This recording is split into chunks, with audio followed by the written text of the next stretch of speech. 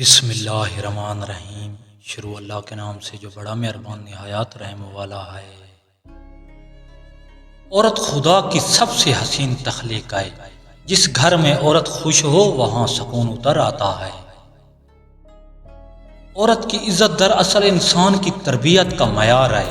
عورت محبت میں سمندر جیسی گہرائی رکھتی ہے۔ معاشرہ عورت کے مقام سے پہچانا جاتا ہے۔ عورت کا دل رحمت کا گوارا ہے۔ عورت کی مسکراہٹ گھر کی رونق ہے۔ عورت کے بغیر کائنات ادھوری ہے۔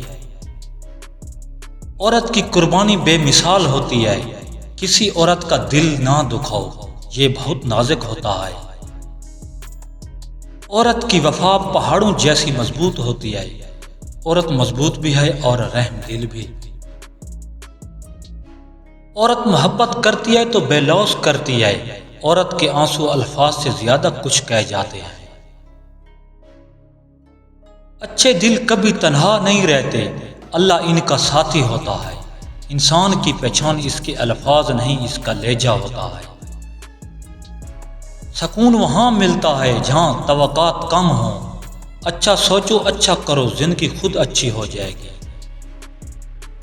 جو لوگ دل میں جگہ بناتے ہیں وہ کبھی ذہن سے نہیں نکلتے۔